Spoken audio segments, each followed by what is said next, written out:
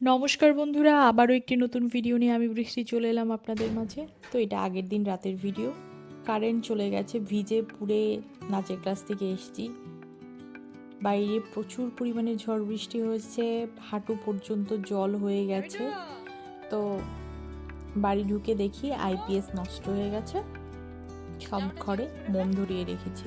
তো মেয়েকে কখন থেকে বলছি জামাটা চেঞ্জ করে নে, উনি ঘুরেই বেড়াচ্ছে ভেজা গায়ে, মাথা ভেজা, জামা ভেজা, উনিই ঘুরে বেড়াচ্ছে। তো দেখুন বাইরেটাতে এখনও কি পরিমাণের বৃষ্টি হচ্ছে।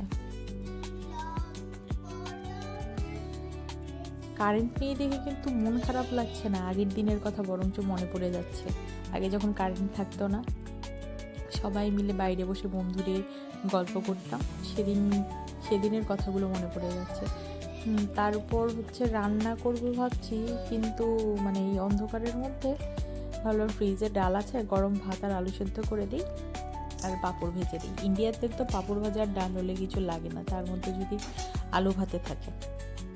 তো যা ছিল ওটা দিয়েই হচ্ছে রাতটা কাটিয়ে দিলাম। পাঁপড় ভাজতে গিয়েছি, ভিডিও করতে গিয়ে পাঁপড়গুলোকে পুড়ে ফেলেছি। এটা হচ্ছে তার পরের দিনের সকালের ভিডিও। পরের দিন যেহেতু স্কুল বন্ধ ছিল, মেয়েকে তাড়াতাড়ি স্নান টান করিয়ে পড়তে বসিয়ে দিয়েছি। আমার মেয়ে সবে রিডিং পড়া শিখছে, ও এখন ক্লাস 1। তো ওকে পড়াচ্ছি, আবার রান্নাঘরে যাচ্ছি।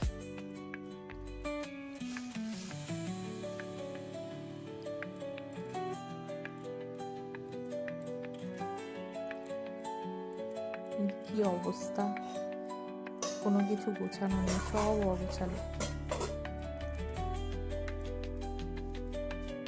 ও আবার পড়তে যে বসেছে, সব ঘরটর গুছিয়ে, বাইরে কিন্তু আজকেও বৃষ্টি হচ্ছে তাই জানালা বন্ধ করে রেখেছে।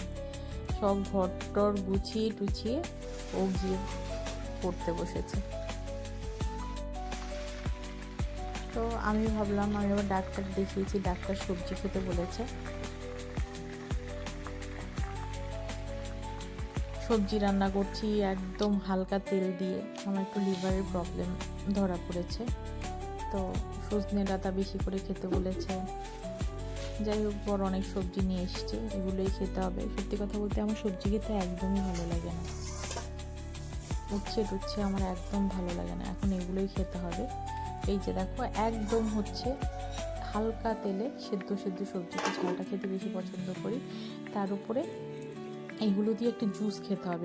এগুলো দিয়ে যদি 1 মাস টানা জুস খেতে পারি, আমার লিভারটা অনেকটাই ভালো হয়ে যাবে। আমি দেখেছিলাম, আমি শুনেও ছিলাম। তো ও ডাক্তার বলেনি, আমি নিজের থেকেই ওই জুসটা করে নিচ্ছি। কারণ বিছানায় পড়ে গেলে তো হবে না, বিছানায় পড়ে গেলে কে করবে, 1 দিন 2 দিন কেউ দেখবে না, কারো বোঝা হয়ে থাকতে চাই না, তাই বাধ্য হয়ে নিয়মগুলো করতে হচ্ছে।